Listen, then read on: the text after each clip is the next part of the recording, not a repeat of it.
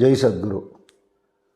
கோவிந்தபுரம் சத்குரு ஞானானந்த பாதுகா மண்டபத்தில் ஜனங்களுடைய நன்மைக்காக தொடர்ந்த பிரார்த்தனைகளும் சமூக சேவை நடவடிக்கைகளாக அன்னதானம் முதலான நல்ல காரியங்களும் நடக்கிறது. இதுக்கு கைங்கரியம் பண்ணி எங்களுடைய கரங்களை வலுப்படுத்தணும்னு நினைக்கிறவா உங்களால் முடிஞ்ச காணிக்கைகளை எங்களுடைய ட்ரஸ்ட்டுகளுக்கு அனுப்பிச்சு அந்த விவரத்தை எங்களுடைய ஆஃபீஸ் நம்பரில் தெரியப்படுத்தினா உங்களுக்கு ரசீதும் பிரசாதும் அனுப்பப்படும்.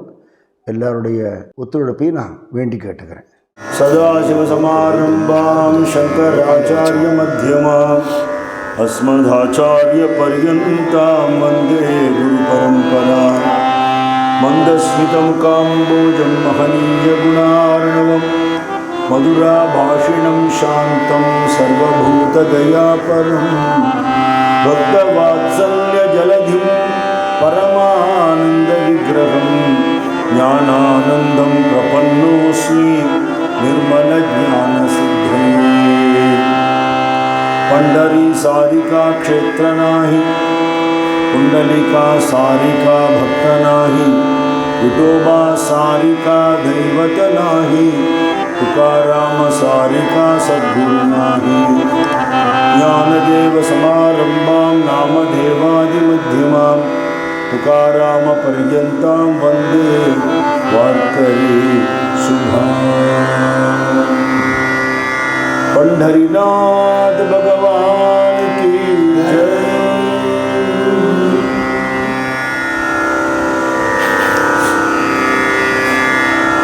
பகவானுடைய சிருஷ்டியில் எத்தனையோ மரம் செடி கொடிகள்லாம் இருக்குது.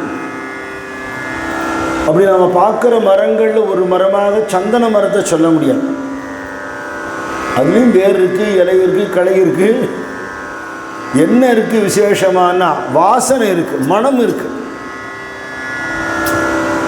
அது அதில் எங்கே இருக்குதுன்னு ஒரு கேள்வி கேட்குறா மகான்கள்லாம். இந்த பர்டிகுலர் ஸ்பாட்டில் அதில் வாசனை இருக்குதுன்னு சொல்ல முடியுமா?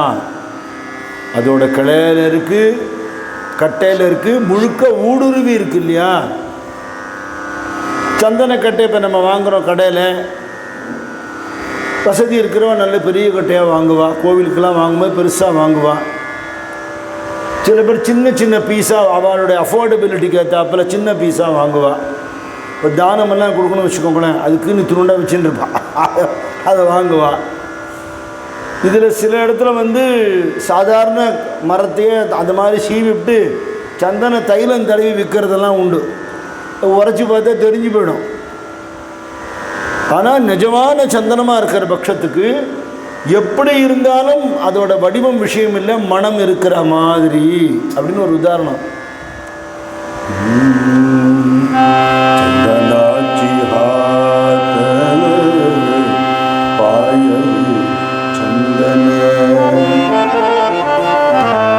ஸ்பர்ஷவேதின்னு ஒரு கல் இருக்கு.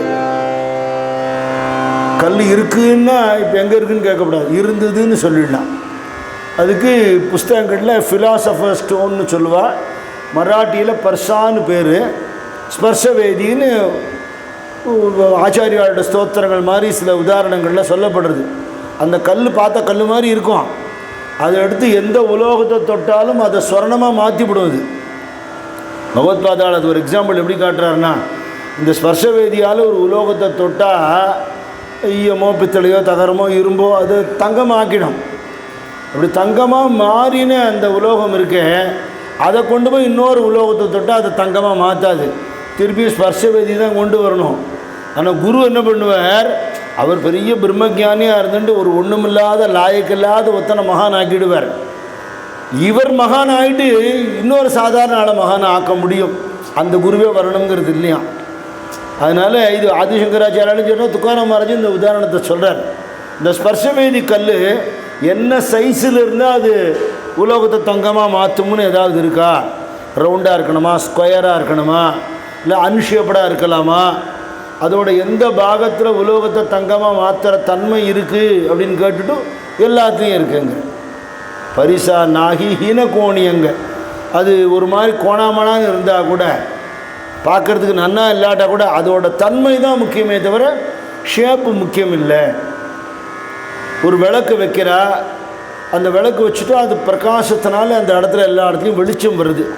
குறிப்பாக இருட்டு அறையில் ஒரு தீபம் வச்சுட்டா அது அத்தனோண்டு தீபத்தோட மகிமை அப்போ தான் தெரியும், அவ்வளோ பிரகாசத்தை கொடுக்கும். ஆனால் அந்த விளக்குக்கு நேர் கீழே இருட்டாக இருக்குங்கிற. அதனால் எவ்வளோ மகான்கள் சாதுக்கள் மகாத்மாக்கள் இருந்தால் கூட அவள் கூட பழகிறவா அவளை புரிஞ்சிக்கவே மாட்டான்.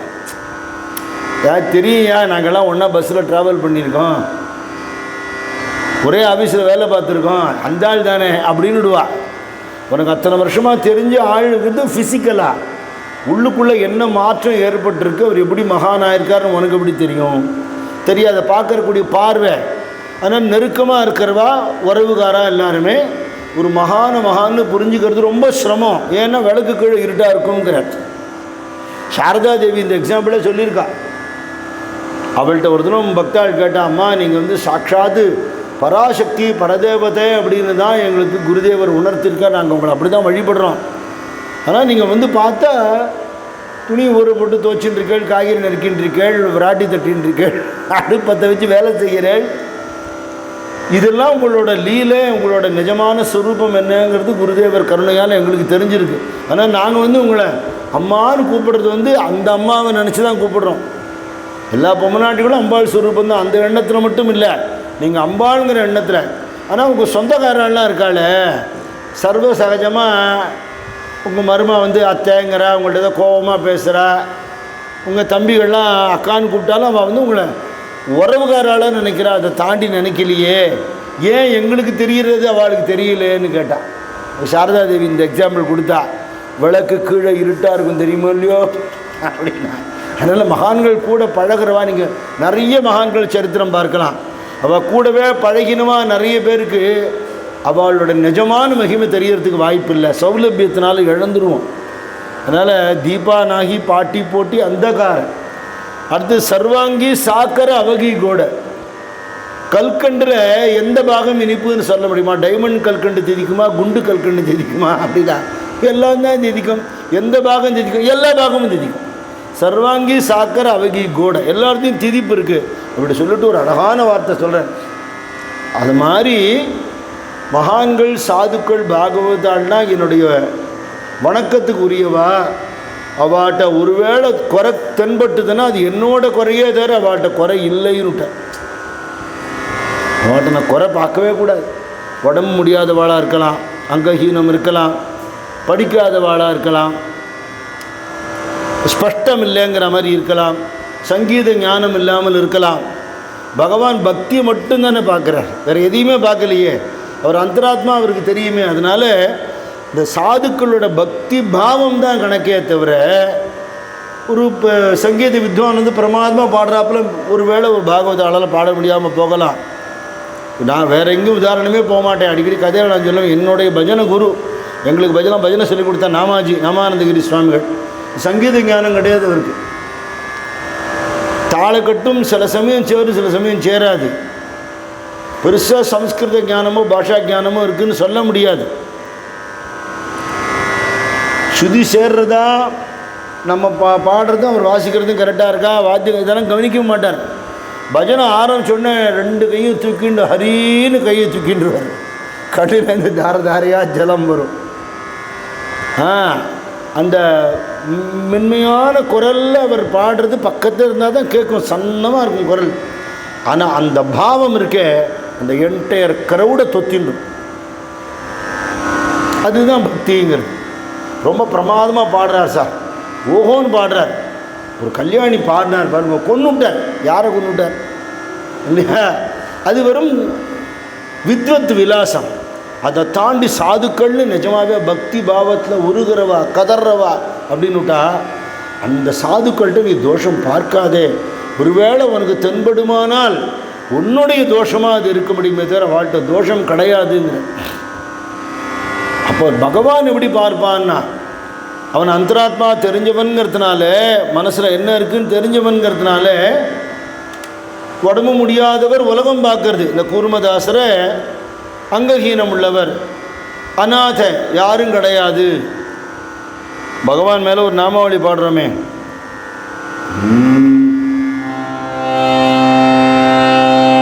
ராதே ராதே ராதே ராதே ராதே கோவிந்த் ಅನಾಥನಾಥ ದೀನ ಬಂಧು ರಾಧೆ ಗೋವಿಂದ ರಾಧೆ ರಾಧೆ ರಾಧೆ ರಾಧೆ ರಾಧೆ ಗೋವಿಂದ ಬೃಂದಾವನ ಚಂದ ಅನಾಥನಾಥ ದೀನ ಬಂಧು ರಾಧೆ ಗೋವಿಂದ. அநாதன்னு நம்ம ஒருத்தரை பகிஷ்காரம் பண்ணோம்னா அந்த அநாதைக்கு நான் நாதன்னு வந்து சுவாமி நிற்கிறான். கதி இல்லாதவாளுக்கு நான் கதின்னு சொல்கிறான் சுவாமி. அப்பேற்பட்ட பகவான் ஊரே கழிச்சு கட்டினாலும் மனசில் பிரேமை இருக்குது, பக்தி இருக்குது, தன்னை பார்க்கணும்னு ஒரு குழந்தை அங்கேருந்து அங்கஹீனமான உடம்பை தேய்ச்சுண்டு வருதே அப்படிங்கிற ஒரு கருணை இருக்கு இல்லையா பகவானுக்கு. அந்த கருணையை நம்பி தானே அவர் கிளம்புறார். எல்லாம் பரிகாசம் பண்ணுறார். கைகால் நன்னா இருக்கிற நாங்களே போக முடியாமல் தவிக்கிறோம், நீ எங்கேந்திரா ஊர் எல்லையை தாண்டினா பெரிய விஷயங்கிறார். அவ்வளோ சிரமம் பாவம். ஞாபகம் வரதுனால சொல்கிறேன். ரொம்ப வருஷம் முன்னாடி ஆஃபீஸ் போய்ட்டு ரொம்ப லேட்டாக ட்ரெயின் பிடிக்கிறதுக்காக சென்னையில் சைதாப்பேட்டை ஸ்டேஷனில் நின்றுட்டுருக்கேன். ஒரு அம்மா கால் மொன்னையானவ, கை கொஞ்சம் சுமாராக இருக்கும், ஒரு பலகால சக்கரம் வச்சு அதில் உட்காந்து கையால் அப்படி தள்ளிட்டே வந்து பிச்சை எடுப்பாள். சில பேர் கொடுப்பா, சில பேர் போன்னு விரட்டுவா, அவன் பாட்டு போயின்னு இருப்பான். அன்றைக்கி ஒரு வயசான ஒருத்தர் இருந்தார். அவர் சொன்னார், நீ என்னமோ வயிற்று பாட்டுக்கு பிச்சை எடுக்கிறேன்னு நிறைய பேர் நினச்சிட்டு இருக்கான், உன்னை விரட்டுறான். நீ பிச்சை எடுக்கிற காசெல்லாம் வச்சு கோவில் கோவிலாக கும்பாபிஷேகம் பண்ணுறேங்கிறது எங்களுக்கு தான் தெரியும்னு. ஓட முடியாதவ ஸ்டேஷன் வாசலில் இருக்கிற முருகன் கோவில் இவ கட்டினதுங்கிறார். சாமி அதெல்லாம் ஏன் சாமி சொல்கிறீங்கிறார். அவர் அன்றைக்கி பிரகடனப்படுத்தி விட்டார். பகவானுக்கு தெரியுமே இந்த ஜீவன் எதுக்காக பாடுபடுறதுன்னு. அதை தானே பார்ப்பார். பார்க்குறதுக்கு லட்சணமாக இருக்காளா, கை காலாம் நன்னா இருக்கா, பணங்காசு இருக்கான்னு சுவாமி பார்க்கறது இல்லை. இவர் உலகம் என்ன ஒதுக்கி எடுத்து ரொம்ப சந்தோஷம். உலகத்தை நாம் ஒதுக்கணும் நியாயமாக, அது முடியல. எல்லார்ட்டையும் ரொம்ப நெருங்கி பழகி இவாளெல்லாம் இருக்க முடியாது, அவளை பார்க்காம இருக்க முடியாதுங்கிற மாதிரி நினச்சின்னு இருக்கோம். ஒரு நாளைக்கு அந்த உறவுகள் நம்மளை விட்டு போயிடுறதே, விட்டு போயிடும். உறவுகள் விட்டு போயிடும், உடைமைகள் விட்டு போயிடும், உடம்பே விட்டு போயிடும்ங்கிறத எல்லாத்தையும் அன்பாக பழகின்றே. அந்த அன்புங்கிறது வந்து பிரேமையாக இருக்கணுமே தவிர பாசம் ஆகாத பார்த்துக்கோங்கிறான். பாசத்தில் மாட்டிக்கப்படாது. அதனால் நல்லா பழகணும், வெறுப்பு காட்டக்கூடாது. எல்லாரையும் பகவத் ஸ்வரூபமாகவே பார்த்து பழகணும். ஆனால் இவா இல்லாமல் இருக்க முடியாதுங்கிற நிலைமையை நம்ம வச்சுன்னுட்டோம்னா நாளைக்கு உறவுகள் மாறும். பிள்ளையை பார்க்காம இருக்க முடியாதுன்னு தாயார் இருந்தால் கல்யாணம் ஆனதுக்கப்புறம் அந்த பிள்ளை அதே அஃபெக்ஷனோடு உங்கள்கிட்ட இருப்பான்னு என்ன கேரண்டி? பொண்ணு மேலே ரொம்ப பிரியமாக இருக்குது, பொண்ணை கல்யாணம் பண்ணி கொடுத்துட்டோம், அதுக்கப்புறம் பொண்ணை பார்க்க முடியல, அடிக்கடி அங்கே போக முடியல, இப்படி பல விஷயங்கள், உத்தியோகத்தினால இடம் மாறி போகிறா, எவ்வளவோ விஷயங்கள் இருக்குது. அதனால் சொத்து பத்துன்னா எனக்கு தெரிஞ்சு எத்தனை பேர் ஆசை ஆசையாக வீட்டை கட்டிவிட்டு அதை வாடகைக்கு விட்டுட்டு வேறு ஏதோ வீட்டில் இருக்கான். இதெல்லாம் நடக்கிறது. அதனால் இதுதான் நமக்கு சாஸ்வதம்னு சொல்ல முடியாதுங்கிறத, என்றைக்கும் சாஸ்வதமாகவே இருக்கக்கூடிய பகவானே கதின்னு இருக்கும். இது எல்லாம் அந்தந்த நேரத்தில் டெம்பரரியாக இருக்கக்கூடியது. அதுக்கேற்ற மாதிரி பழகின்னு இருக்கணுமே தவிர அது ஊடுருவி சுவாமியை பார்க்க தெரியணும். அப்படி இருந்துடுத்துன்னா அவளுக்காக பகவான் இறங்கி வரான்னு சொன்ன ராமகிருஷ்ண சார் சொல்வார், ஊசியில் நூல் கோக்க பார்த்தேன்னா சில சமயம் போகாது. அது ஏன்னா ஏதோ ஒரு இழை அப்படி நீட்டின்னு இருக்கும், அதை நல்லா நிமிண்டிட்டு கரெக்டாக போட்டேன்னு உள்ளே போயிடும். ஆனால் அங்கங்கே நினச்சிட்டு இருக்கிற மனசை ஒருமுகப்படுத்தி பகவானை நினச்சிட்டேன்னு உள்ளே போயிடும். இவ்வளோ அழகான நம்ம எத்தனை தினம் தையல் பண்ணுறோம், ஊசியில் கோக்குறோம், இப்படி ஒரு எக்ஸாம்பிள் இருக்குது பாருங்கள். மனசை என்ன அங்கங்கே எல்லாத்தையும் பிரியம் வைக்கிறோம், வஸ்துக்களில் பிரியம் வைக்கிறோம், சரீரத்தில் அபிமானம் வைக்கிறோம். இதெல்லாத்தையும் திரட்டி ஒரே இடத்துல பகவான் இடத்துல அந்த பிரேமை இருந்துடுத்துன்னா பகவான் எப்படி கிடைக்காமல் இருப்பான்னு சொல்கிறார். அப்போ அது எப்படி சித்திக்கும்னா சத்சங்கத்தில் இருந்து கொண்டு நாம சொல்லிகிட்டே இருக்கணுங்கிறார். யோகி ராமசுரத்குமார் சுவாமிகிட்ட ஒருத்தர் கேட்டார், ராமநாமா சொன்னால் ரொம்ப நல்லதுங்கிறாள், yes it is very good அப்படின்னார். ஒரு நாளைக்கு எத்தனை தடவை சொல்லணும், ஏதாவது கணக்கு இருக்கா, 108 1008ன்னு? அந்த மாதிரிலாம் இல்லை, ஒன்றும் இல்லைப்பா. மூச்சு இழுக்கும்போது ஒரு தடவை ராமான்னு சொல்லு, விடும்போது ஒரு தடவை சொல்லு, போகிறோம் அப்படின்னு விட்டார். அப்படின்னா எத்தனை தடவை மூச்சு இழுத்து விடுறியோ அத்தனை ராமநாமா சொல்லணும்னு அர்த்தம். அதுக்கு நாள் பூரா சொல்லிகிட்டே இருன்னா அப்படியா அப்படிமா, அதனால் இப்படி சொல்லலாமே அப்படின்னு ஞானேஸ்வர மகாராஜ் சொல்கிறார். எப்படி வாழணுங்கிற வழியை சொல்லித்தரார். सर्वसुख गोडी सागी शास्त्र निवडी विकामा अर्धगडी लटिका व्यवहार सर्वहा संसार काया रजा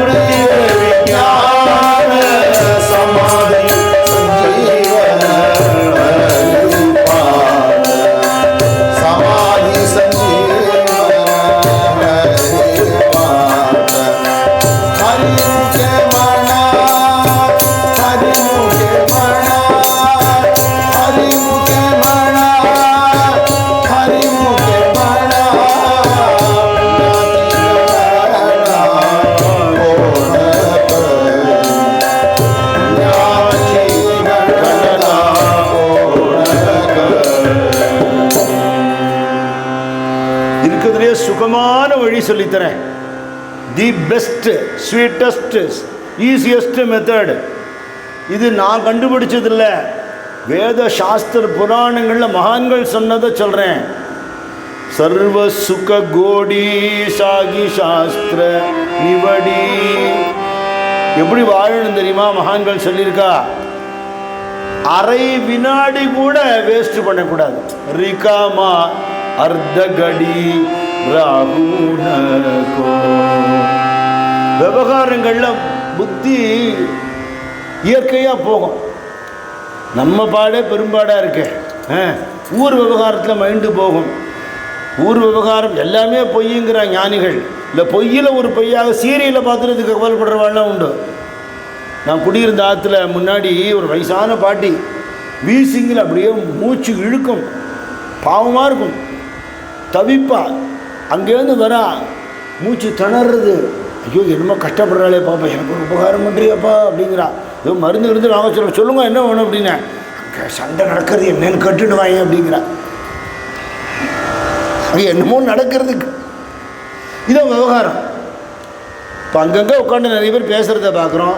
என்ன பகவத்கீதையை பற்றி பேச போகிறாளா, பாகவதத்தை பற்றி பேச போகிறாளா? ஒன்றும் இல்லை, வம்பு, வெறும் காசிப்பு இல்லையா? அதனால் லட்டிக்கா விவகாரம். இந்த விவகாரத்தில் ஈடுபட செத்து செத்து பிறந்து பிறந்து முடிவே இல்லைங்கிற லட்டிக்கா விவகார சர்வகா சம்சார். இதுதான் சம்சாரங்கிறது, விவகாரங்கிறது. அதனால் பகவன் நாம ஸ்மரணை இல்லாத நேரம் வீண். பேசாத நாளெல்லாம் பிறவா நாளின். யாரை பற்றி? பகவானை பற்றி. இந்த நாம ஜபம் பண்ணால் என்ன ஆகும்? நாம மந்திர ஜப கோட்டி ஜாயிலே பாப்ப. அப்பர் சுவாமிகள் நமசிவாய பதிகத்தில் சொல்றார், விண்ணுற அடுக்கின விறகுங்கிற ஆகாச அளவுக்கு விறகு அடுக்கி வச்சிருக்கா. ஒரு நெருப்பு போரும், அத்தனையும் எரிஞ்சு போடும். ஒரு சுள்ளி தூக்கி போட்டால் பஸ்மம். அது மாதிரி எவ்வளவு ஜென்மால பண்ணின பாபத்தையும் பொசுக்கிற சக்தி நாமாவுக்கு உண்டு. அந்த நாமா சொல்லிண்டே இருந்துட்டா திருப்பி பண்ணணுங்கிற எண்ணம் வராது. வீடு நல்லா தொடச்சி க்ளீன் பண்ணியாச்சு, போருமா அப்படின்னா போரும்னு ஒரு ஆன்சர், போராதுன்னு ஒரு ஆன்சர். ஏன்னா திருப்பி குப்பை ஆக்கிடுறோம் இல்லையோ? அப்படி எப்போவுமே நாமஸ்மரணை பண்ணுறவாளுக்கு பாபம் போயிடும், பாபம் வராது. அது புலன்களை அதோட போக்கில் போக விடாதபடிக்கு உள்ள திருப்பம். பெரிய தபஸ்விகள் ஞானிகளுக்கு கிடைக்கிறனால நாமா சொல்லிண்டே இருக்கிற பாகவதாளுக்கு கிடைக்கும். ரொம்ப சுலபம். ஸ்திரீ புருஷ பேதம் இல்லை, ஜாதி பேதம் இல்லை, குல பேதம் இல்லை, அந்தஸ்து கிடையாது.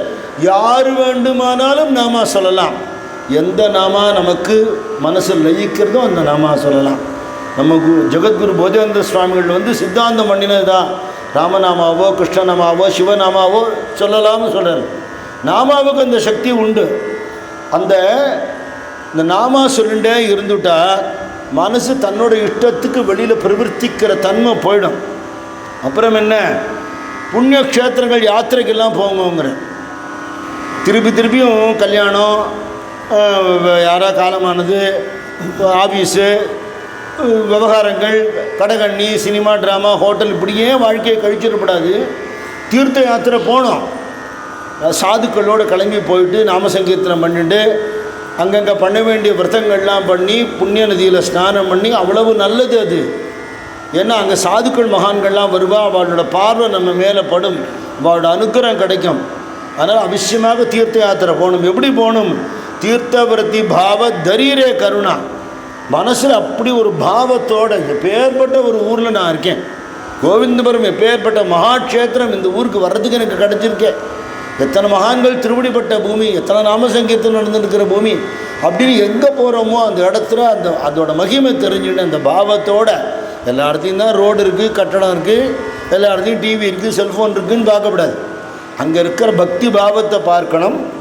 எல்லார்ட்டையும் ஒரு பிரேமையோடு இருந்துட்டா, எல்லாரையும் நீ அன்பாக பார்த்தால் ஹரி ஒன்னை அன்பாக பார்ப்பான்ங்க.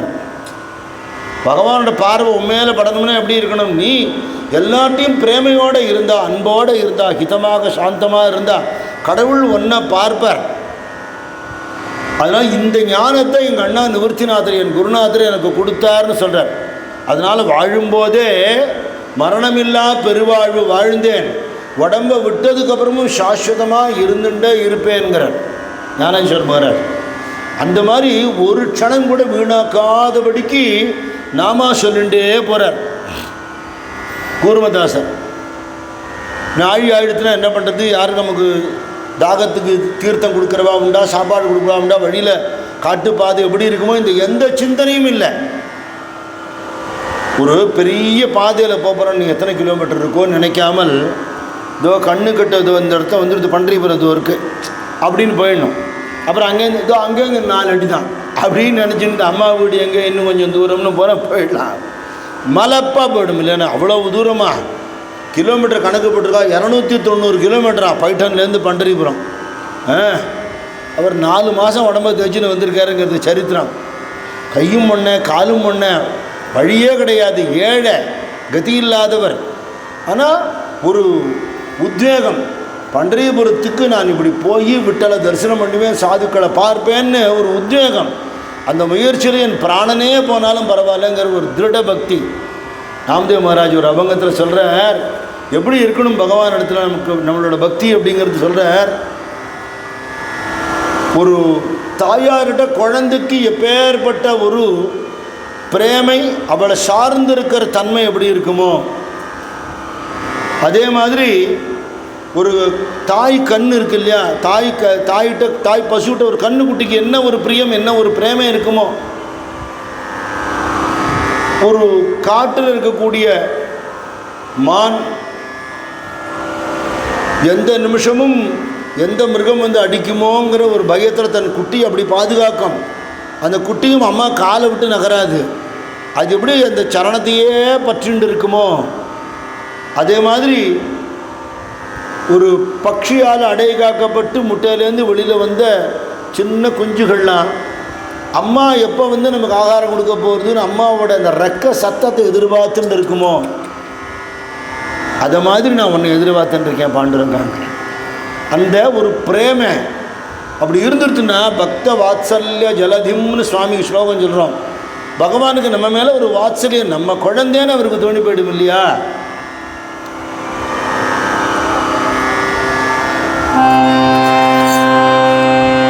तुमाजी माऊली मी वो तुझे ताना माझी प्रेम पाना पांडुरंगे तुमाजी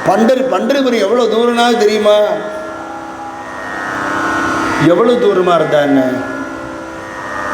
ஏக்நாத் மகாராஜ் ஒரு அபங்கத்தில் சொல்கிறார், பண்டரிபுரம் எவ்வளோ தூரம்னு யாராவது கேட்டானா விஷயம் தெரியாதவன்னு அர்த்தம். ஏதச்சி பண்டரபூர மாஜே, ஏதச்சி பண்டரபூர, ஏதச்சி பண்டரபூர மாஜே,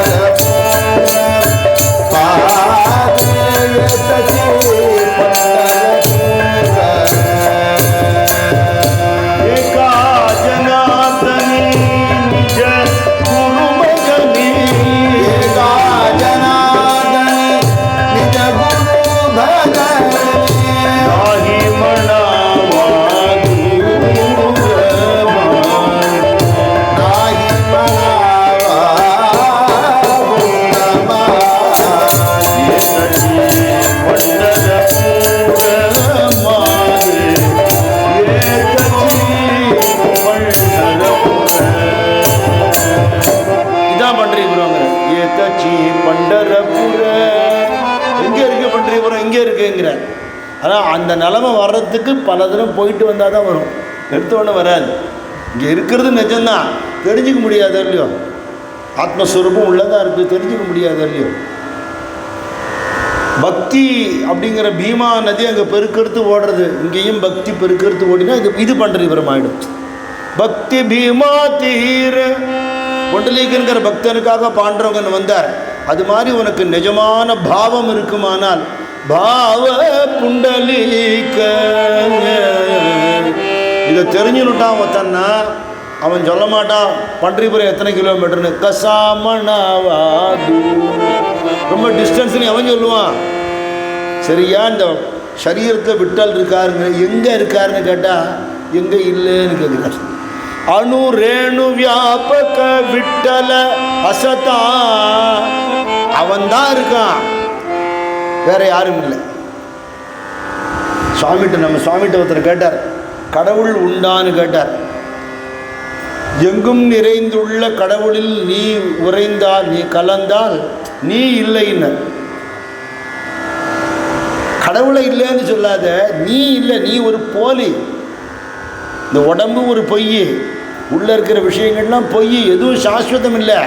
இருக்கிறாப்புற தெரியறது அதுதான் உள்ளே இருக்கிறது நிஜம். ஆனால் பகவான் எங்கும் இருக்கான். யோகி ராம் சுரத்குமார் சொல்றார், my father alone exist, nobody else, nothing else அப்படின்னா. அதுதான் பகவான் மட்டும்தான் இருக்கான். அப்போ அவன் எங்கே இருக்கான்னு எப்படி கேட்பேன்? அவன் இருக்கனால தான் நீ இருக்க. இது எப்போ நமக்கு அனுபவத்துக்கு வரும்? ஏகா ஜனார்தனி நிஜ குரு பஜனி. அவாளோட குருநாதாள் யாரோ, அவாளுக்கு ஆச்சாரியாள் யாரோ, அவாட்ட பக்தியோடு இருக்கிறவா பண்டரிபுரம் தள்ளின்னு சொல்லவே மாட்டான் அப்படின்னு. அதுக்கு நிறைய க்ஷேத்ராடனம் போய் தீர்த்தாடனம் பண்ணி கோவில் கோவிலாக போய் சத்சங்கத்துக்கு போயிட்டு அதுக்கு சாமி எக்ஸாம்பிள் கொடுக்குறார். மாடு இப்படி போய் புல் மேய்ஞ்சிட்டு ஒரு இடத்துல உக்காண்டு அதை திருப்பி மேலே கொண்டு வந்து அசை போடுங்கிறார். அது மாதிரி நிறைய உடம்புல தெம்பு இருக்கும்போது சஞ்சாரம் பண்ணிவிடும். பக்தி பாவத்தோடு போ, வயசானதுக்கப்புறம் உட்காண்டது அப்படியே மனசில் நினச்சிட்டு இல்லையா?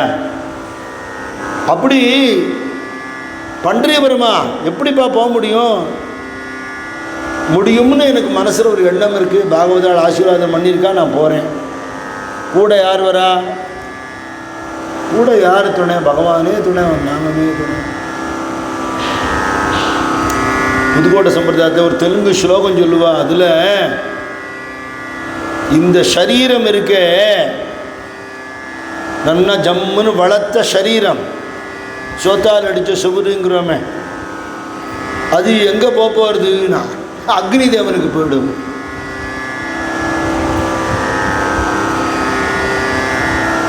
நம்ம அலங்காரம் பண்ணிக்கிற வஸ்துக்கள்லாம் மண்ணோட மண்ணாக போயிடுங்கிறான். சம்பாதிச்ச பணம் உறவுகாரம் எடுத்துன்னு போட போகிறான். எதுவும் வரப்போறது இல்லை. ஒன்னே ஒன்று வரும். நீ நாம சொல்லியிருந்தால் நீ பண்ட யுகமுழு காமுச்செழி பகவன் நாமமே கூட வச்சு, அது ஒன்று தான் உனக்கு துணைக்கு வரும். பயந்த தனி வழிக்கு துணை வடிவேலும் செங்கோடன் மயூரமேன்னு அணைகின்றார். எந்த நிலையில் யார் கைவிட்டாலும் நீ சொன்ன நாம அவனு கூடவே வந்து உன்னை காப்பாற்றும். அது ஒன்று தான் டெபாசிட் நீ பண்ண முடியும். உடம்பை விட்டாலும் உனக்கு கூட வரக்கூடியது அது ஒன்று தானே.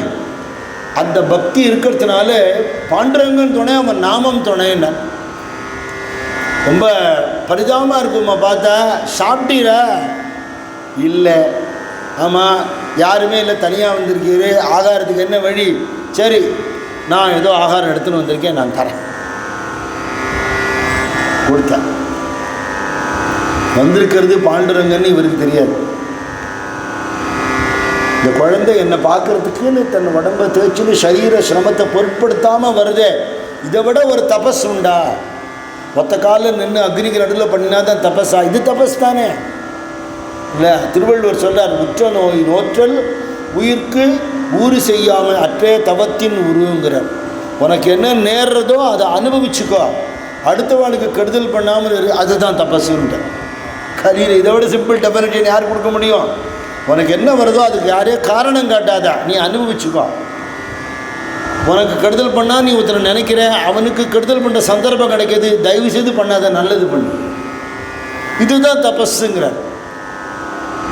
ஆனால் தன்னோட பிராரத்தத்தை ஏற்றுட்டு பகவானே கதின்னு இருக்கான்னு இவரை தேடி சுவாமி வரார். ஒரு தீபத்தை ஏற்றி வெளிச்சம் தெரியறதுக்காக கையெல்லாம் சாட்சி கேட்பா அப்படின்னு சொல்லி தொடச்சி விட்டு, வஸ்திரம் கிழிஞ்சு போயிடுமே, வஸ்திரம் மாற்றுறதுக்கு என்ன பண்ணுறது? இப்போ நீங்கள் எவ்வளோ அன்பாக என்னை கேட்குற பத்திரா, நீங்கள் யாருன்னே எனக்கு தெரியாது இல்லையா? விட்டல் யாரையாவது அனுப்புவார். விட்டல் அனுப்பிச்சாரோ யார் அனுப்பிச்சாலோ நான் வந்துட்டேன் அப்படி சொல்லி அவருக்கு வஸ்திரம் மாற்றி விட்டு, நான் வியாபாரி, வெவ்வேறு ஊருக்கு போய்ட்டு பண்டரிபுரத்துக்கு போவேன், திரும்பி பண்டரிபுரம் தான் எனக்கு ஊர், பெரிய கடை வச்சுருக்கேன் எங்கேங்கிறார். அதையும் மகான்கள் பாடுறா. பண்டரிபுரங்கிறது பெரிய ஒரு மால், பெரிய ஷாப் இருக்குங்கிறா. அங்கே என்ன கிடைக்கும்னா எல்லாம் கிடைக்கும். வாழ்க்கைக்கு வேணுங்கிற அத்தனை அனுக்கிரகமும் கிடைக்கும், மோட்சமும் கிடைக்கும், அது கொடுக்குற நாமா கிடைக்கும்.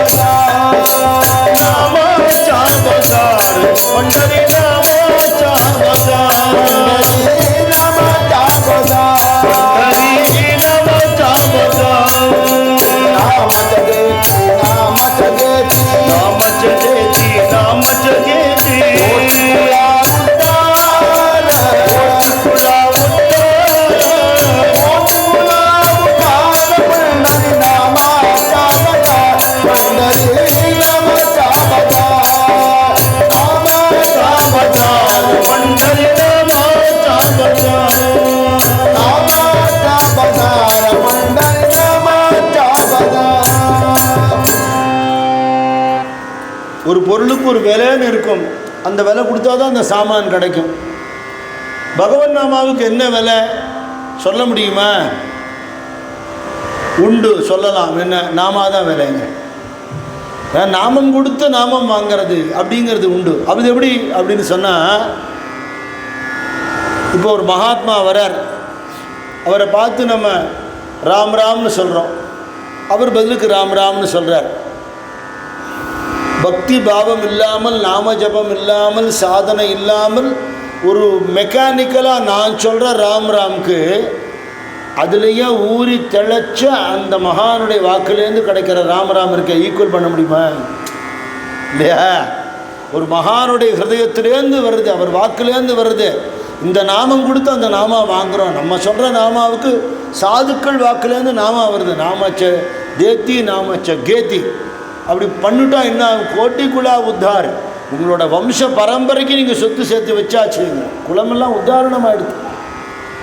பார்க்குற இடமெல்லாம் சாதுக்கள். பண்டரிபுரத்தில் ரிக்ஷா ஓட்டுறவன் ஒரு மகான், வேர்க்கடலை விற்கிறவன் ஒரு மகான், க்ஷவரம் பண்ணுறவன் ஒரு மகான்.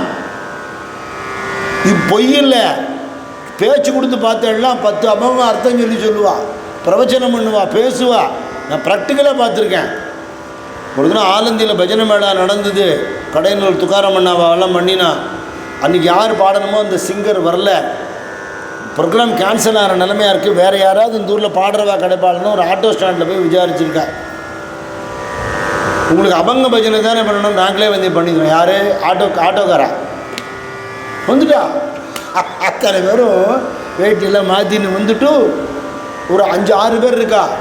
ஒருத்தர் பாடுறார், அடுத்ததுல இவர் போய் ஹார்மோனி வாசிக்கிறார், ஹார்மோனி வாசிவர் வந்து பாடுறார். அப்புறம் இன்னொருத்தர் வாத்தியம் வாசிக்கிறார், அவர் ஹார்மோனி வாசிக்கிறார், அப்புறம் இவர் பாடுறார். மாற்றி மாற்றி மாற்றி எல்லாம் மல்டி டேலண்டட். குரல் அப்படியே இருக்கு. இத்தனை பக்தி பாவம்னா இது அந்த ஊரில் இன்னைக்கு வரலும் சாத்தியமாக இருக்கிறது. ஒரே காரணம் என்ன தெரியுமா? என்றைக்கோ ஞானேஸ்வர் மகாராஜ், நாமதேவர், துக்காராம் மகாராஜ் போட்டுட்டு போன விதையை இன்னி வரல அவள் போஷணை பண்ணி காப்பாற்றுறான். நான் அடிக்கடி கதையில் ஆதங்கமாக சொல்லுவேன், ஆழ்வார்கள் நாயன்மார்கள் பூமி இது, அவள் போட்டுட்டு போன விதையை நாம் பாதுகாக்க தவறிட்டோம். நம்ம குழந்தைகளுக்கு சொல்லி தரணும், வேற ஒன்றும் நான் சொல்லலை. ஊர் பிரச்சாரமெல்லாம் மைக்க போட்டு அலற வேண்டாம். அவாவா வீட்டு குழந்தைகளுக்கு, நம்ம சொந்தக்காராளுக்கு நம்மளை பார்த்தா அவள் ராமராம் சொல்லணும், ராதே கிருஷ்ணா சொல்லணும், சிவசிவா சொல்லணும். அப்படி ட்ரெயின் பண்ண வேண்டாமா? அப்படி நம்ம குடும்பம் அப்படி இருந்ததுன்னா நம்மளை பார்த்து நம்மளும் இப்படி இருக்கலாமே. இது என்ன கஷ்டமா? நாமா சொல்கிறது ரொம்ப சுலபம் இல்லையா? பாகவத தர்மத்தில் வாழறது ரொம்ப சுலபம் இல்லையா? அதனால் எவ்வளவு க்ஷேமம் உண்டாகும், எத்தனை மன நிறைவு உண்டாகும், அனுபவித்து பார்த்தா தானே தெரியும். அப்படி பெரிய கடை வச்சுருக்கேன், நான் அங்கே போயிட்டு வருவேன். நீர் இங்கேருந்து கிளம்பி உடம்பை தேய்ச்சின்னு அங்கே வருதுன்னா தப்பாக எடுத்துக்கப்படாது. ஒருவேளை போக முடிஞ்சுடுத்துன்னா 4-5 மாதம் ஆகிட்டு போட்டுமே, எனக்கு அவ்வளோ நாள் ஆயுசு இருக்குமானால் விட்டல் கிருப்பேர் நான் பண்டரிபுரம் போயிட்டு போகிறேன். இல்லையா, லட்சக்கணக்கில் கூட்டம் இருக்கும், மிதிச்சு போடுவான், யாராவது இருக்கிறதே தெரியாது. பரவாயில்ல, பாகவதால் பாதம் மட்டும் என் பிராணம் போட்டுமே, என்றைக்கோ ஒன்று செத்து போகிறேன். யாருக்கும் பிரயோஜனமே இல்லாமல் ஒருத்தர் நம்பிண்டு வாழக்கூடிய இந்த வாழ்க்கையை விட இது தேவையில்லைன்னு எனக்கு தோணி போயிடுது. உறுதியை நான் பாராட்டுறேன். நான் கூடவே வர முடியாது, நிறைய ஜோலி இருக்குது. போயிட்டு வரேன். எப்பப்போ ஆகாரம் பண்ணணுமோ விஸ்ராந்தி பண்ணிக்கணுமோ அந்த நேரத்தில் வரேன். நான் எப்பப்போ எனக்கு பசிக்கிறது, சாப்பாடு வேணும்னா ஃபோன் பண்ணி கொடுக்க முடியும்? அவனுக்கு தெரியாதா? காத்தால் எழுப்பி விட்டு விஸ்ராந்தி பண்ணி குடிக்கிறதுக்கு ஏதோ பாலோ ஏதோ கொடுத்துவிட்டு இப்படி மெதுவாக அந்த ஓரமாக வாரம் நான் போயிட்டே இருக்கேன். மகிபதி மகாராஜ் எழுதுகிறார், ரொம்ப வெயிலாக இருக்குன்னா வழியில் திடீர்னு மரங்கள்லாம் வருங்க. வழியில் எங்கேயாவது ஒரு நீர்நிலை இருக்கும், தண்ணி குடிக்கிறாப்புல சௌரியம் இருக்கும். அப்படி அந்த பாதையை பூரா பகவான் மெயின்டைன் பண்ணுறான். இப்படி தன்னை நம்பி இருக்கிற ஒரு ஜீவனை பகவான் பண்ணுவான் அப்படிங்கிறதுக்கு என்ன பிரமாணம்னா, நம்ம ஊரில் அப்பர் சுவாமிகள் அதே மாதிரி திருப்பங்கிலிங்கிற ஊருக்கு போகிறார். ஒரே வாழை தோப்பாக இருக்கிற இடம், சாலை, கடுமையான வெயில், நாக்கு ஒட்டிக்கிறது, பசி. சாதுக்களுக்கு யாராவது சாப்பாடு கொடுத்தா தானே உண்டு பாவம். திடீர்னு பார்த்தா இவர் பார்த்தான தத்தா கண்ணு கட்ட மட்டும் ஒன்றும் வீடு மனுஷாலே இல்லை, கண்ணெல்லாம் பூச்சி பறக்கிறது. பரமேஸ்வரன் நாமாவை சொல்லிகிட்டே இருக்கார். மூஞ்சியெல்லாம் தொடச்சின்னு திருப்பி வருது. அப்படி பார்த்தா அங்கே ஒரு பந்தல் தெரிகிறது. பரவாயில்லையே, வயசாகிடுத்து, நமக்கு இருக்கிற பந்தல் கண்ணு தெரியல. அப்படின்னு நினச்சிட்டு மெதுவாக போனார். அங்கே நெத்தி நிறைய விபூதி ரெண்டு சம்பவ மகாதேவான்னு ஒருத்தர் உட்காந்துட்டுருக்கார். நாங்கள் கொஞ்சம் இப்படி விஸ்ராந்தி பண்ணிக்கலாமே, அதுக்கு தான் இது இருக்குது. குளிர்ந்த தீர்த்தம் இருக்குது, சாப்பிட்றீங்களா? சாப்பிட்றேன். தயிர் சாதம் இருக்குது, சாப்பிட்றீங்களா? சாப்பிட்றேன்னு. ஜம்முன்னு பொதி சோறு அப்படின்னு போட்டிருக்கு பெரிய படம். தயிர் சாதம் கொடுத்தார், குடிக்க ஜலம் கொடுத்தார். உண்ட மயக்கம் தொண்டருக்கும் உண்டுன்னு பழமொழி இருக்குது தெரியுமோ இல்லையோ? அங்கே சத்து விரிச்சு சத்து நேரம் படுமையா அப்படின்னார். ரொம்ப சந்தோஷம். இப்படி வெயிலில் ஒரு இடத்த கொடுத்து ஆகாரமும் போட்டு ஓய்வெடுத்துக்க சொல்கிறே சிவபெருமானோட கருணை அப்படின்னார். கொஞ்சம் விஸ்ராந்தி பண்ணிட்டார். கண்ணை திறந்து பார்த்தா பந்தலையும் காணும், ஆளையும் காணும். சரித்திரத்தில் இருக்குது பெரிய புராணத்தில். மெட்ராஸில் இருக்க திருக்கச்சூருங்கிற ஊருக்கிட்ட சுந்தரமூர்த்தி சுவாமிகள் வந்தார்.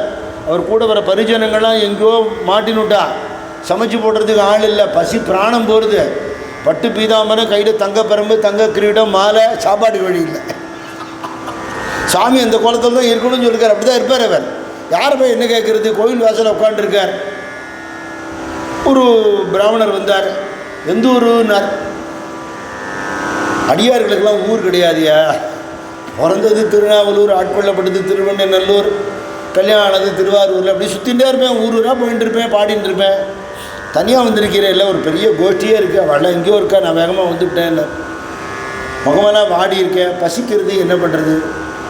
இந்த ஊரில் உமக்கு யாரையா தெரியுமான்னு. அந்த கோவில் பூட்டி இருக்குது, உள்ளுக்குள்ளே ஒருத்தர் இருக்கார், அவரை மட்டும்தான் தெரியும், வேறு யாரையும் தெரியாது. எங்கள் ஊருக்கு வந்துட்டு பட்னியாக இருக்கக்கூடாது, நான் ஆகாரம் ஏற்பாடு பண்ணுறேன். உங்களுக்கு இந்த ஊர் தானே? நான் உங்களை மாதிரி தான், நானும் ஊராக சுற்றுறவன் தான், எனக்குன்னு ஒரு இடம் கிடையாது சொல்லிவிட்டு ஒரு பாத்திரத்தை எடுத்துன்னு போய் பிட்சை எடுத்து வந்து இவர் கொடுத்தார். பிட்சை எடுத்து தான் கொடுக்குறாரா? என் தொழிலே அதான், எப்போ பார்த்தாலும் பிச்சை எடுத்துகிட்டு இருப்பேங்கிறார் அவர். பிக்ஷாடன மூர்த்தி தானே. கொடுத்துட்டு சட்டுன்னு மறைஞ்சு போயிட்டான். கதறி பாட்டு எழுதினார் சாமி. அதனால் சாதுக்களுக்கு பகவான் பண்ணுறாருங்கிறது பிரமாணம். இதுவாவது ஒரு பெரிய புராணமாக இருக்குது, பக்த விஜயமாக இருக்குதுன்னு சொன்னால், நம்ம காலத்து உதாரணம் நான் சொல்கிறேன். ஆதம்பாக்கம் பாண்டுரங்கன் கோவிலுக்கு இருக்கிற அந்த ஏரியாவில் பாண்டுரங்க பாபுன்னு ஒரு பையன் இருக்கான். மெட்ராஸ்லேருந்து பண்டரிபுரத்துக்கு அவனும் அவன் நண்பனும் சைக்கிளில் போகணும்னு தீர்மானம் பண்ணான். கூர்மதாசருக்கு ஒன்றும் பெரிய சடை இல்லை, எவ்வளவு தூரம், கையில் ஒன்றும் பிரமாதமாக வசதி கிடையாது. ஒரு நாள் அன்றைக்கி என்னவோ பந்து வந்துடுத்து, கடையெல்லாம் அடைச்சி விட்டான்.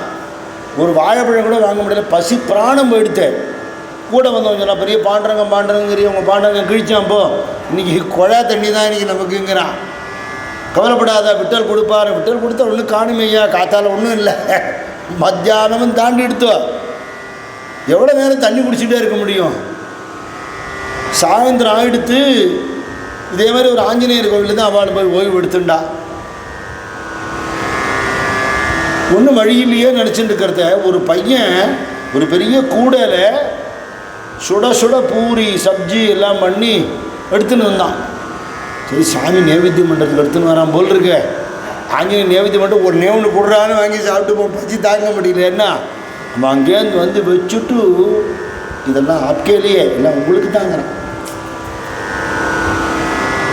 எங்கட எப்படி உனக்கு தெரியும், நீ எப்படி கொடுக்குறான்னு இவன் பேச முடியாமல் தவிக்கிறா. Language problem. உங்களுக்கு பிரசாதம் நீங்கள் சாப்பிட்டுட்டு பாத்திரத்தெல்லாம் எங்கேயா வச்சுருக்கணும், அப்புறம் வந்து எடுத்துகிட்டு முடிய போயிட்டான். போகிறதுக்கு முன்னாடி இந்த பையனை கூப்பிட்டான், கண்ணங்கரையான்னு குட்டி பையன், அவன் பேர் நடா விட்டல் அப்படின்னு போயிட்டான். இதை டைப் பண்ணி எனக்கு மெசேஜாக அனுப்பிச்சிருக்கான். நேரங்க சொல்லியிருக்கான். அவள்லாம் இன்னும் இருக்கா. நான் சொல்கிறது வயசானவாள்லாம் கிடையாது. உளமார்ந்த நம்பிக்கை இருக்குமானால் தெய்வம் படி அளக்கும். இந்த ஃபேம் ஃபெய்த் வேணும். கூர்மதாசர் பக்தி கேட்பானே. பாண்டரங்கன் வந்து இவர் தங்கறதுக்கு இடத்த உண்டாக்கி வேலைக்கு சாதம் பண்ணி ரொட்டி பண்ணி ஊட்டி விட்டு உடம்பை தொடச்சி விட்டு வஸ்திரம் மாற்றி விட்டு இவ்வளவெல்லாம் பண்ணுறேன். உனக்கு நான் என்ன பண்ண போகிறேன்? நான் ஒன்று தான் எதிர்பார்க்குறேன். என்ன நேரம் கிடைக்கும் போதெல்லாம் இதாக பாட்டு பாடியா, இதான் நாமாவளி சொல்லு, உனக்கு தெரிஞ்ச பகவான் கதைகளை நீ கேட்டிருப்பியே நிறைய, அதெல்லாம் ஏதாவது சொல்லு, எனக்கும் பொழுது போக வேண்டாமா அப்படின்னு சொல்லி இந்த மகானோட சத்சங்கத்தை பகவான் அனுபவிக்கிறான். யாரோ ஒருத்தர் என்னை தேடி வந்து எனக்கு வேலைக்கு பண்ணுறாருன்னு இவர் மனசு உருகிறது. பகலானா திருப்பி இவருக்கு வேணுங்கிறது கொடுத்துட்டு ஓடி போயிடுவார். இப்படியே வந்துட்டு ஒரு இடத்துக்கிட்ட வந்துட்டார். அந்த இடத்துக்கு லவுல்னு பேர்.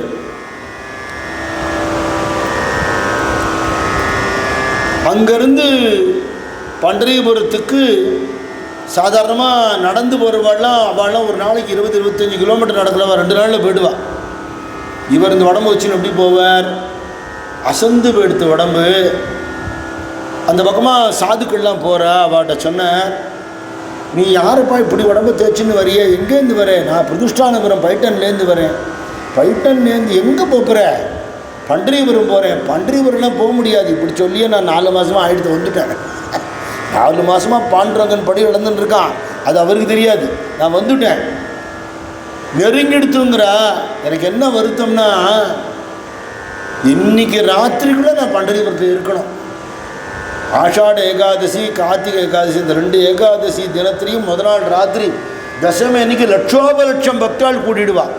அத்தனை பேரும் நாமதேவர் ஞானதேவர்லேருந்து அத்தனை மகான்களும் பஜனை பண்ண அதை கேட்டுண்டு பரமானந்தமாக இருப்பா. சாதுக்கள் என்ன சொல்கிறா? விட்டலே பிரத்யட்சமாக வந்து ஆடுவார்னு சொல்கிறா. அந்த மாதிரியான ஒரு பாக்கியத்தை பார்க்கணும்னு தான் இவ்வளவு கஷ்டப்பட்டேன். கடைசியில் எனக்கு இது அந்த பாக்கியம் எனக்கு இல்லை போல் இருக்கு.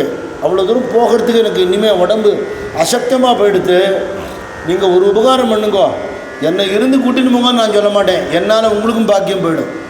அங்கே போயிட்டு சுவாமிகிட்ட, இப்படி ஒரு அவல ஜீவன் ஒன்று வருதுயா, உன்னை பார்க்கறதுக்காக அங்கேருந்து கிளம்பி வருது, அவனால் நடக்க முடியல, அசந்து போயிருக்கான், அவனுக்கு அனுக்கிரகம் பண்ணுன்னு சொல்லணும். அவனோட கருணை மேலே இருக்கட்டும். துக்காராம் மகாராஜ் சரித்திரத்தில் இப்படி ஒரு சம்பவம் வருது. அவர் கிளம்பி பண்டரிபுரத்துக்கு போகிறார். ஊர் எல்லையை தாண்டறதையே நல்ல கடுமையான ஜுரம், அடுத்த அடி எடுத்து வைக்க முடியல, வீட்டில் கிளம்புறதையே முடியல, ஊர் எல்லையை தாண்டறது ரொம்ப முடியல. சாதுக்கள்லாம் சொன்னால் நீங்கள் வீட்டுக்கு போங்கங்கிறா. கொடி எடுத்துன்னு பண்டரிபுரம் போகிறேன்னு கிளம்பிட்டேன். திரும்பி வீட்டுக்கு போகிறதாவது நடக்கிற காரியம் இல்லை, நான் இங்கேயே உட்காந்துக்கிறேன்ட்டேன். நீங்களாம் திருப்பி வரும்போது தான் நான் உள்ளே போவேங்கிறார். அச்சோ உடம்பு தாங்காது, போயிட்டு போட்டீங்க, பகவானை பார்க்காத உடம்பு இருந்தால் என்ன போனேன் என்ன அப்படிங்கிறார். இப்போ நாங்கள் என்ன பண்ணட்டும்? அவரை விட்டுட்டு போகவும் முடியல. இல்லை இல்லை நீங்கள் போங்கோ, நான் சொல்கிறது எழுதிட்டு அவன்கிட்ட அந்த லெட்டரை கொண்டு கொடுத்துருங்க. கிருபாடு சஜ்ஜன துமி சந்த ஜன, கிருபாடு சஜ்ஜன துமி சந்த ஜன, எவரே கிருபாதான தும்சே மஹர், கிருபாடு சஜ்ஜன துமி சந்த ஜன.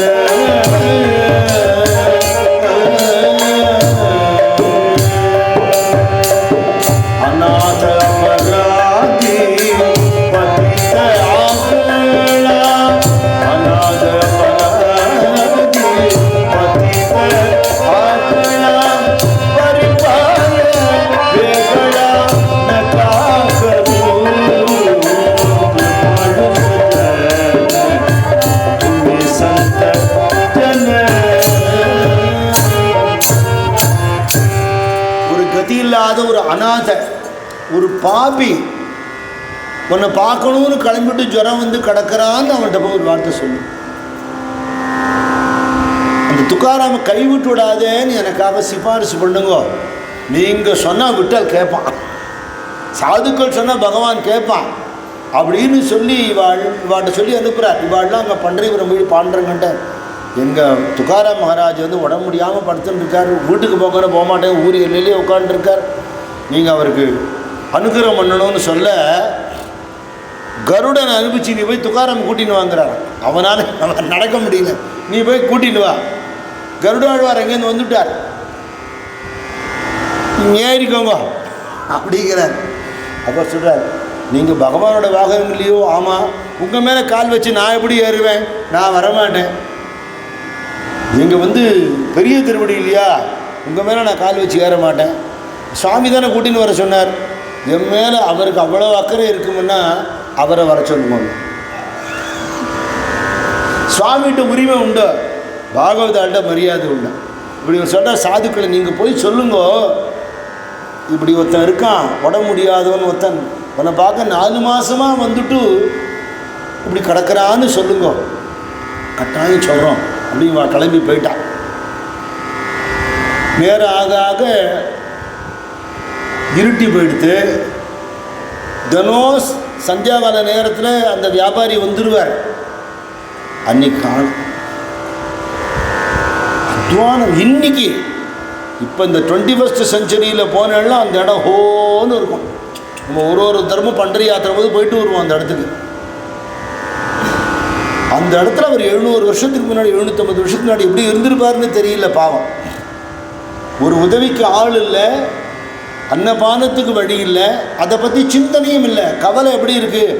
அச்சோ இந்நேரம் பண்டரிபுரம் அல்லோல வல்லோல படுமே, அத்தனை சாதுக்கள் பஜனை பண்ணுவாள், இதை இழந்துட்டு நான் இங்கே உட்காந்துட்டு இருக்கேனே, 4 மாதம் உடம்பை தேய்ச்சின்னு வந்து இந்த பிராப்தம் கிடைக்கலையே பாண்டுரங்கா, நான் அவ்வளோ பாப்பியா அப்படின்னு கதறி அழுதுன்னு இருக்கார். அங்கே பண்டரிபுரத்தில் ஜம்முன்னு நாம சங்கீர்த்தனம் நடக்கிறது.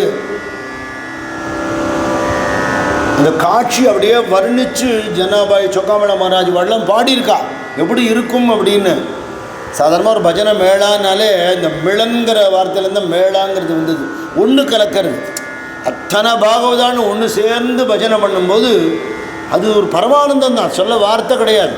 பஜனை பற்றி ஒன்றுமே தெரியாதவா, பாட்டு தெரியாதவா, நாமாவளி தெரியாதவா கூட தன்னை மறந்து ஈடுபட்டுடுவா. சத்சங்கத்தில் பஜனையில் இருக்கும்போது நமக்கு கிடைக்கிற பிரத்யக்ஷ அனுபவம் லாபம் என்ன தெரியுமோ? முதல்ல மனோலயம் உண்டாயிடும். லௌகீக பிரச்சனைகள் சிந்தனைகள்லாம் ஒதுங்கி போயிடும். வாசலில் செருப்பு கட்டிட்டு வராமல் அதெல்லாம் கைண்டு வெளியில் போயிடும். அப்புறம் கொஞ்ச நேரம் ஆக ஆக ஆக அவள் சொல்கிற ஏதாவது ஒரு நாமாவளி காதில் விழுந்தால் திருப்பி சொல்லணும்னு தோணும். திருப்பியும் இந்த மாதிரி சத்சங்கம் நடந்தால் விடக்கூடாது, கலந்துக்கணும்னு தோணும். அந்த இருக்கிற 1 மணி நேரம் 2 மணி நேரத்தில் மனசு அப்படியே எந்த விதமான வக்கர புத்தியும் இல்லாமல், காமக்ரோதாதிகள் இல்லாமல் அப்படியே லயமடைஞ்சு இருக்கும். அந்த மனோலயங்கிறது நம்ம திருப்பி வெளியில் போனோன்னே பழையபடி ஆகிடுவோம். அது வேறு விஷயம், ஒன்றும் பெருசாக வித்தியாசம் தெரியாது. ஆனால் ஒரு அனுபவம். அப்புறம் அந்த அனுபவத்துக்கு மனசு இயங்கும். திருப்பி எங்கே நடக்கிறது, எங்கே சச்சம் ஏகாசி பஜனை அங்கே நடக்கிறதா, இங்கே நடக்க பௌர்ணமி பஜனை இங்கே நடக்கிறதா அப்படின்னு ஓட தோணும். அப்புறம் என்ன, எத்தனை நாளைக்கு ஞானானந்த சுவாமி சொல்வார், எத்தனை நாளைக்கு பாட்டுட்டே இருக்கிறது, அந்த பாட்டு உள்ளே எங்கேருந்து வருதுன்னு கண்டுபிடிப்போம்னார் சாதுராம் சுவாமிகிட்ட. இந்த உள்ளேருந்து தானே நாதம் வருது, உள்ளே தானே பகவான் இருக்கான், அதை கண்டுபிடிப்போம்னு. அப்படி நம்ம ஆற்றுலேயே உட்காந்து பாடுவோமே எனக்கு அது சுவானுபவமாக இருக்கும். அப்படி ஏற்பட பாடுற பாட்டுகள் அந்நிய பாஷை பாட்டுகளுக்கெல்லாம் அர்த்தம் புரியும், அதோட பாவம் புரியும். எதை நினைச்சவா இப்படி பாடினாலோ, எப்படி பாடினரோ அடியார் அப்படி பாட நான் ஆசை கொண்டே, சிவனே எப்படி பாடினரோ அப்பனும் சுந்தர ஆருடை பிள்ளையும் அருள்மணி வாசகரும் குருமுகே உன்னையே எப்படி பாடினரோ அடியார் அப்படி பாட நான் ஆசை கொண்டே, சிவனே எப்படி பாடினரோ குருமணி சங்கரரும் அருமைத்தானுமானாரும் அருணகிரிநாதரும் அருட்சோதி வள்ளலும் கருணை கடல் பெருகி காதலினால் உருகி, கருணை கடல் பெருகி காதலினால் உருகி, தனித்தமிழ் சொல் எடுத்து எப்படி பாடினரோ அடியார் அப்படி பாட நான் ஆசை கொண்டேன், சிவனே எப்படி பாடினரோ. சொல்கிற பாட்டோட அர்த்தம் தெரிஞ்சு பாவம் தெரிஞ்சுட்டா பாட முடியாதுங்கிறதான் நிஜம். தொண்டை தழுதழுத்து போய் ஒரு தியானலயம் ஏற்பட்டு போயிடும். இது இங்கேருந்து எங்கே கொண்ட விடும்? ஞான தியான சமாதியில் கொண்ட விட்டுடுங்க சார். ஒரு பெரிய மகாத்மா காட்டுலையோ குகையிலையோ போய் தபசு பண்ணினா கிடைக்கிறது உக்காந்த இடத்துலேருந்து. குருஜி பாட்டை இருந்த இடத்தில் இருந்தபடியேன்னு வருது, அது நடந்துடும் சத்தியமாக. அவ்வளவு சக்தி உள்ளது நாம இல்லையா? அப்போ அந்த நாம சங்கீர்த்தனம் அப்படி நடக்குமே. அதுவும் சாமானியப்பட்டவாளா ஒத்தொத்தரும் பெரிய பெரிய மகாத்மாக்கள். அவள் பஜனை பண்ணும்போது அதை பார்க்கறதுக்கு புண்ணியம் பண்ணியிருக்கணுமே. இப்படி தனியாக காட்ட உட்காந்து பாண்டுரங்கா என்னை புலம்ப வச்சுட்டியே அப்படின்னு இவருக்கு கதறின்னு இருக்க, அங்கே நாமதேவர், ஞானேஸ்வர் மகாராஜ், நிவர்த்திநாதர், சோபான் தேவ், முக்தாபாய், ஜனாபாய், நரஹரி சோனார், சொகாமேளா மகாராஜ், சேனானாவி மகாராஜ், அப்படி பெரிய சாதுக்கள் கூட்டம். அப்படியே அத்தனை பேருந்து சேர்ந்து நாம சங்கீர்த்தனம் பண்ணுறா. நாமதேவர் தான் பிரதானம். அவரை பாட சொல்லிட்டு எல்லாரும் கூட பாடுவா. அப்படி பாடும்போது பாண்டவங்கனே பிரத்யக்ஷமாக வந்துவிட்டான்னு ஜனாபாய் பாடுறா. அல்லோல கல்லோல பட்டுருக்கு பண்டரிபுரம். இவாளோட ஆடின்னு இருக்கான் விட்டல். மனசு அந்த காட்டில் தனியாக அழுதுன்னு இருக்கிற அந்த குழந்தைகிட்ட இருக்கு. இவாளை விட்டு நகரப்படாது, இந்த பஜனையும் அனுபவிக்கணும். அப்பேற்பட்ட ஒரு பக்தனுக்கு தரிசனம் கொடுக்கணும். இப்படி ஒரு பக்தன் இருக்காங்கிறத எல்லாருக்கும் தெரிகிறாப்புல பிரகடனப்படுத்தணும். அப்படி பகவான் சங்கல்பம் பண்ணினார். எப்படி அந்த லீலையை பண்ணினார்ங்கிறத நாளைக்கு அனுபவிக்கும். போலா புண்டலி கவரத ஹரி விட்ட. இந்த உபன்யாசங்கள் எல்லாமே இங்கே கேட்குறதுக்கு பாக்கியம் இருக்கிறவா கேட்கலாம். இது ரெக்கார்டாகி யூடியூப்பில் போடும்போது ஆயிரக்கணக்கான பேர் கேட்குறா. அப்படி கேட்குறவாள்லாம் இது மாதிரி நல்ல காரியங்கள் நடக்கிறதுங்கிறத தெரிஞ்சுண்டு அவள் கொடுக்குற காணிக்கை இந்த சன்னிதானம் நடத்துறதுக்கு ரொம்ப அத்தியாவசியமான ஒரு உதவியாக இருக்குது. இதெல்லாம் ஏற்படுத்தினதோட பிரயோஜனம் எப்பவும் ஒரு ஆன்மீக சக்தி இந்த இடத்துல இருந்துகிட்டே இருக்கணும். அங்கே வர்றவாளுக்கெல்லாம் ஒரு அமைதி கிடைக்கணும். இங்கே தினம் வர்றவாளுக்கு தெரியும் இந்த இடத்துல எப்படி ஒரு அமைதி கிடைக்கிறது. இங்கே பிரார்த்தனை பண்ணினா நடக்கும், நல்லா கேட்டது கிடைக்கும், நினைத்தது நடக்கும்னு குருஜி சொல்லியிருக்கார். அது நிஜமாகவே நிறைய பேருக்கு நடந்துட்டுருக்கு. நம்ம வீடு வாசலில் எத்தனையோ லௌகீக காரியங்கள் பார்க்குறோம், கடைக்கண்ணிக்கு போகிறோம். சாநித்தியமான இடங்கள் வேணும். நம்ம மடங்கள், ஸ்ரீ மடம் இருக்குது, சைத்தன்ய குட்டீரம் இருக்குது. இந்த ஊரில் இருக்கிற சன்னதியை பற்றி சொல்கிறதுக்கு ஒரு நாள் பூரா ஆகிடும். அவ்வளவு விசேஷங்கள் இந்த ஊரில் இருக்குது. அவ்வளவும் பவர் சென்டர்ஸ், ஆன்மீக மையங்கள். அப்படி சுவாமியோட கருணையால் இந்த இடமும் ஏற்பட்டு நித்தியப்படி பாதுகா பூஜை, தபோவன ஸ்தோத்திரங்கள், நித்திய கணபதி ஹோமம், லோகக்ஷேமத்துக்காக பிரார்த்தனை. எல்லோரும் நன்றாக இருக்க வேண்டும், எல்லோரும் ஒன்றாக இருக்க வேண்டும் தான் பிரார்த்தனையே. தனி சங்கல்பமே கிடையாது. எல்லாம் பகவானோட கருணையால் அவ்வளோ பேர் நன்னா இருக்கணும் அப்படிங்கிற ஒரு எண்ணத்தோட அன்னம் பாலிப்புன்னு சொல்லக்கூடிய அன்னதானம், தனம், எளிய மக்கள்லாம் அன்னம் வாங்கிட்டு போகிறதும், நவராத்திரி சந்தர்ப்பங்களில் எல்லா பெண்களையுமே அம்பாளாகவே பாவித்து அவளுக்கு வஸ்திரம் கொடுக்கறது, வசதி இல்லாதவா நன்னா படிக்கிற குழந்தைகளுக்கு கல்வி செலவுக்காக கொடுக்கறது, அன்னதானம், வஸ்திரதானம், வித்யாதானம், அத்தனை பேருக்கு சத்சங்க விஷயத்தை பகிர்ந்துக்கிறது, ஞானதானம். இது அவ்வளவு நடக்கிறதுனால இதில் பங்கு கொள்ளணும்னு நினைக்கிறவா எல்லாரும் ட்ரஸ்டோட யூபிஐ கோடு கொடுத்துருப்போம். அதில் நீங்கள் ஸ்கேன் பண்ணி உங்களுடைய காணிக்கை அனுப்பிச்சிட்டும் அதில் இருக்கிற நம்பருக்கு உங்களுடைய டீட்டெயில்ஸ் அனுப்பிச்சோன்னா உங்களுக்கு ரசீது பிரசாதம் வரும். நான் அடிக்கடி சொல்லுவேன், லட்சமும் கோடியும் கேட்கல, நல்ல காரியத்துக்கு கொடுக்கணுங்கிற லட்சியம் மட்டும் இருந்தால் போதும். 50 ரூபா கொடுங்க, 100 ரூபா கொடுங்க, 10 ரூபா கொடுங்க, அது விஷயமே இல்லை. எத்தனையோ செலவு பண்ணுறோம், பகவான் நிறைய வருமானம் கொடுக்குறார், நல்லா செலவு பண்ணுறோம். நல்ல காரியத்துக்கு நம்மளால் முடிஞ்சது ஒரு கிஞ்சது கொடுப்போமே, ஒரு சிறிய அளவுக்கு.